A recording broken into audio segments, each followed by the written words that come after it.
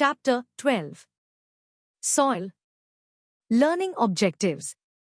To understand soil formation, soil composition, types of soil, soil profile, soil erosion, soil conservation.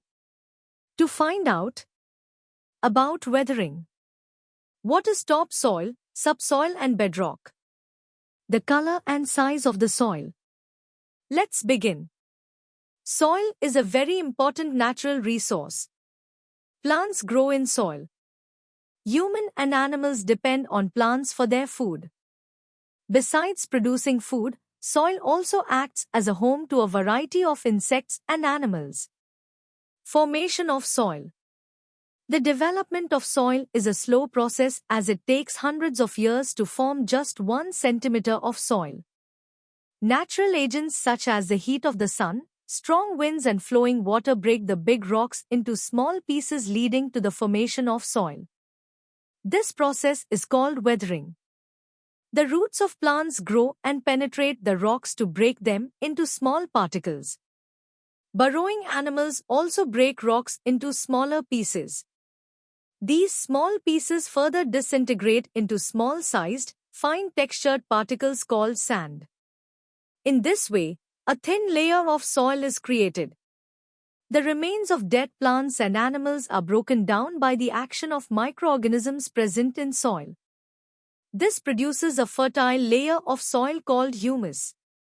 Soil occurs in different colors like dark brown, black and red, depending on the climate and place.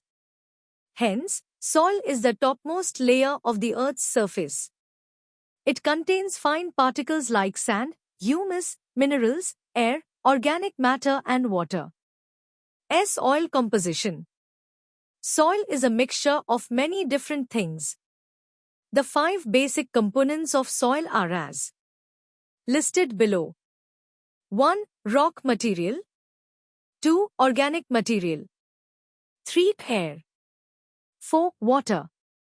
5. Soil creatures. Rock material.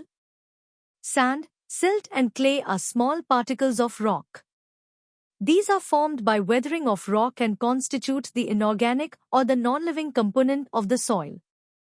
Some of these are large enough to be visible while others are very fine and microscopic. The stones and pebbles are the large visible components while sand and silt, although small, also form a part of the visible matter. Very fine particles, closely packed together form clay. The inorganic component of the soil constitutes about half of its total mass. Organic material. The dark brown material formed by the decay of plant and animal residue is called humus. It forms the organic component of the soil. Humus is a rich source of minerals and makes the soil fertile. It helps in the growth of plants and helps the soil to hold more water. It is rich in nutrients essential for the growth of plants. Air. All the organisms that live in the soil require air to breathe. Therefore, soil also contains oxygen and carbon dioxide which remain trapped in small holes or cavities within the soil. Another gas found in the soil is nitrogen, which is taken up by the plants for their growth. The air in the soil is more humid as compared to the atmospheric air and has a higher proportion of carbon dioxide in comparison to oxygen. This is because the organisms living in the soil use most of the oxygen to breathe and exhale carbon dioxide. Water. Water is a very important component of the soil. It is used by the plants and soil organisms to survive. Water also dissolves many substances and nutrients in it.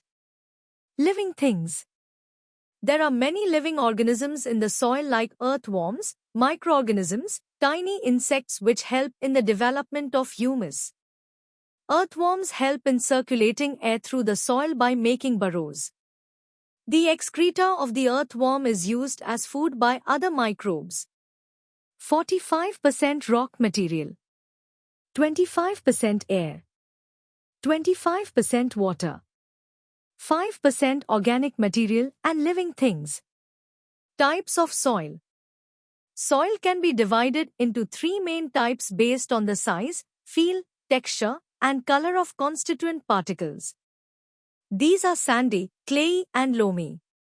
Sandy soil is largely made up of sand which is smaller in size as compared to gravel. The sand particles have gaps between them which are filled with air.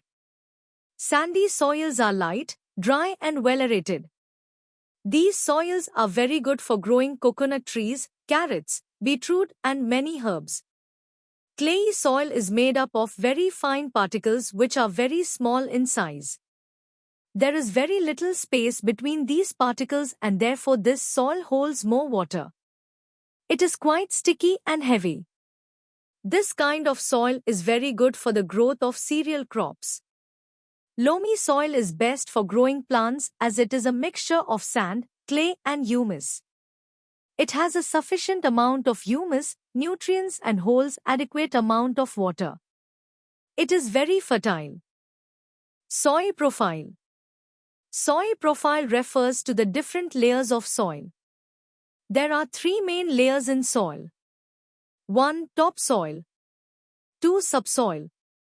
3. Bedrock. 1. Topsoil. It is the uppermost layer which lies between 2 to 8 inches from the surface. It is rich in humus, air, water and microorganisms which are very good for the growth of plants. It has fine particles like sand and clay. 2. Subsoil. It lies under the topsoil and contains sand, silt and clay. However, this layer has less organic matter or humus which makes it less fertile in comparison to the topsoil. It also has broken pieces of rocks making it very compact. It does not contain much air but holds water. It is light in color.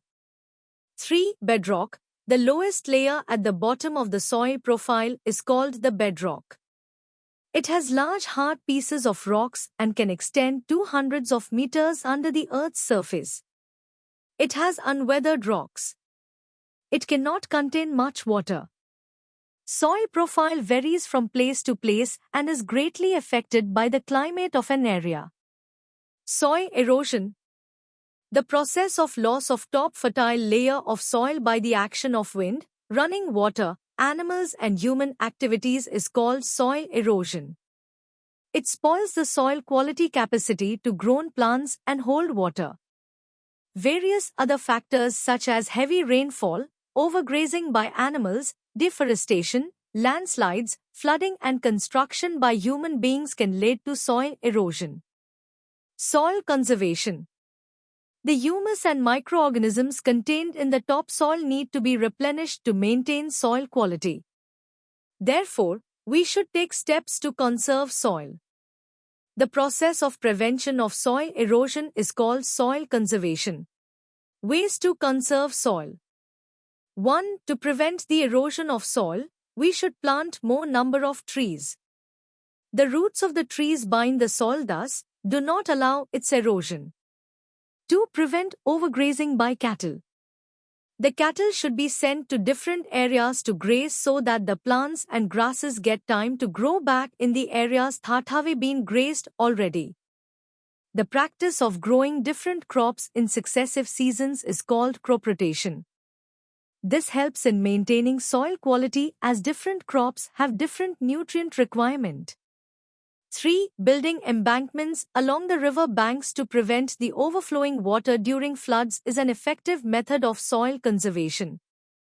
The flood water tends to carry away the topsoil leading to soil erosion. 3. Building embankments along the river banks to prevent the overflowing water during floods is an effective method of soil conservation. The flood water tends to carry away the topsoil leading to soil erosion. 4. Hilly areas are prone to losing the fertile topsoil when rain water flows down the slopes. Building terraces or contours for farming helps to reduce the speed of flowing water and this prevents loss of fertile soil.